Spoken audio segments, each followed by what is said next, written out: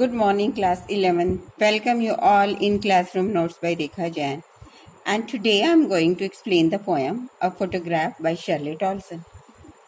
Let's know something about the author, about the poetess. Shirley Tolson was a poet, teacher, educational journalist, editor, and author of the books about the walks along the ancient tracks and the roads of Britain and tradition. So see, students, how inspiring, how versatile was she. This poem written by her invokes sad feelings, especially at the loss of somebody near or dear one. She highlights that happiness doesn't exist for a long time and one cannot escape the stark reality of death. This poem is divided into 3 stages.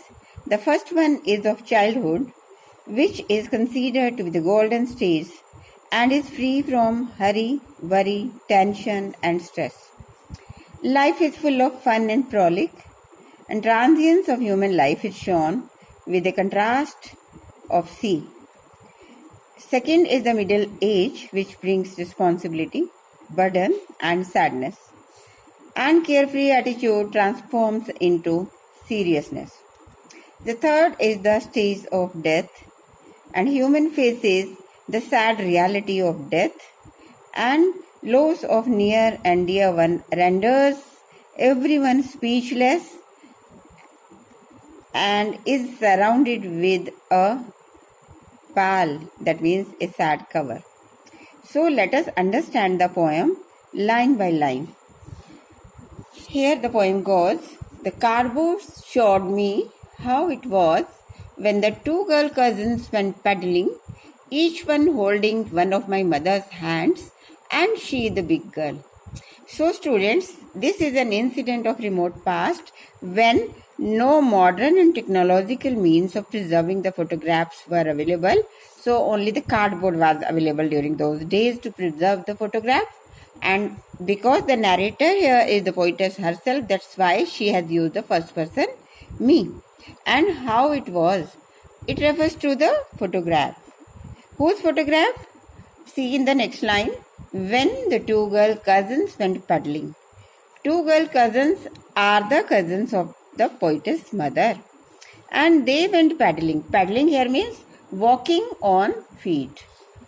That means they were just casually walking, enjoying, and each one refers to the 2 girls' cousin holding one of my mother's hand.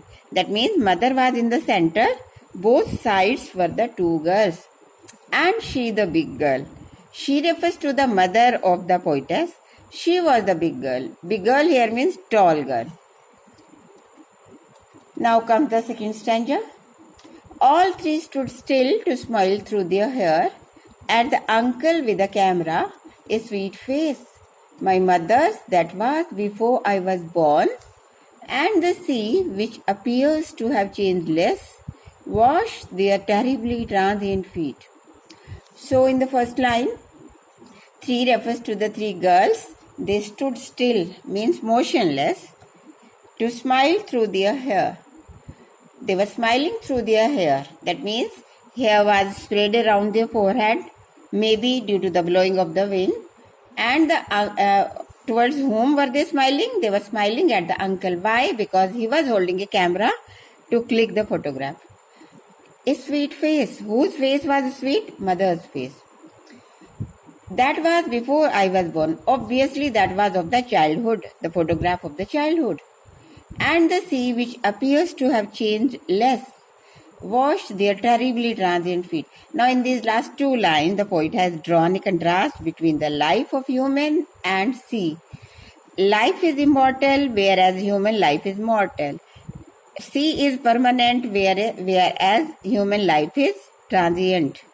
So, this is the contrast because feet are transient and action of washing shows that feet are mortal and feet represent the human. Now third stanza. Some 20-30 years later, she would laugh at the snapshot. See Betty and Dolly, she would say, and look how they dressed us for the beach. Now see these two sentences like see Betty and Dolly and look how they dressed us for the beach. These two are spoken by the poet's mother. These are in direct speech, but these lines are thought by the poetess. Some 20-30 years later, that means mother has entered into her middle age. This is the age of responsibility which has brought seriousness. Now she, seeing at the photograph, she would laugh. Who does she refer to? Mother. And this line shows there has come the change in the attitude and outlook. Why? Because of her middle age. And she would laugh. Why? Because of their eccentric dressing sense. Strange dressing sense. Why strange? Because then they were in shorts on the beach. Now she doesn't wear the shorts because she is in her middle age. That is why she would laugh. The sea holiday was her past. Mine is her laughter. Both wry with the labored ease of loss. Now see, sea holiday. When mother was enjoying, was her past because she doesn't enjoy anymore.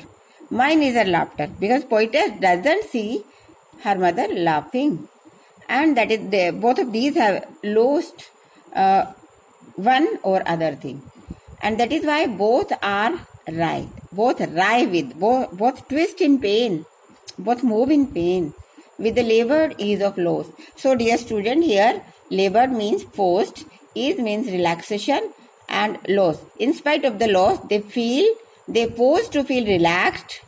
Ease means relaxed. In spite of the loss, they just pretend to feel relaxed, but that relaxation, that comfortability is not natural, that is forced one, labored.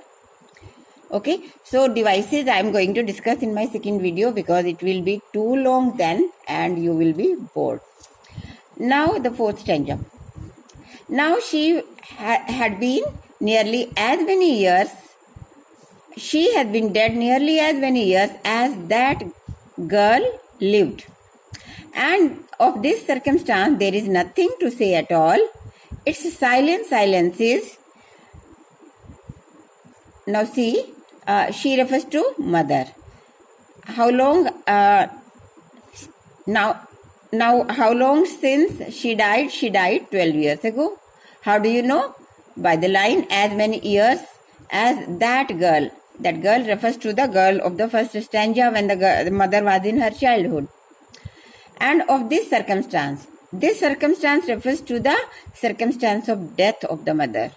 There is nothing to say at all. Why there is nothing to say at all? Because poetess is very anguished, very pained, and because she has lost her mother. And the reality of the death is so horrible that it refers to the death's silence is. Its reality is so horrible that there prevails a pall means a sad cover of sadness. That means everyone is rendered speechless at the stark reality of death. And here poetess has lost her mother, that's why she is extremely sad. She is speechless. So it's all in this poem. We'll talk later in our next video about the poetic devices. Till then, bye-bye.